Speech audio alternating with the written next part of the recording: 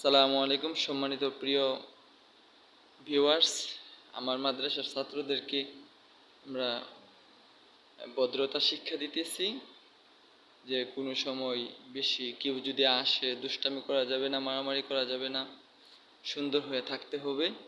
তো দেখতেছেন কত সুন্দর সবাই ভদ্রতার সাথে এখানে দাঁড়িয়ে আছে।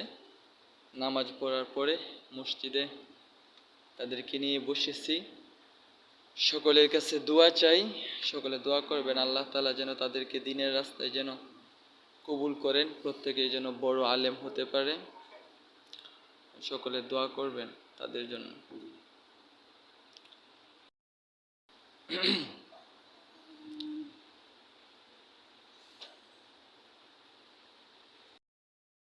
আচ্ছা, সবাই বলেন তো, রাস্তায় যদি আমরা কাউকে দেখি তাহলে কি করতে হয়?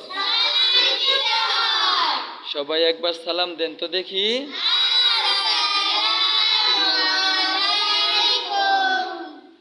অনেক সুন্দর হয়েছে। আমরা কাউকে দেখলে কি করব? আল্লাহ তাআলা আমাদের প্রত্যেককে তৌফিক দিক, বলেন আমিন।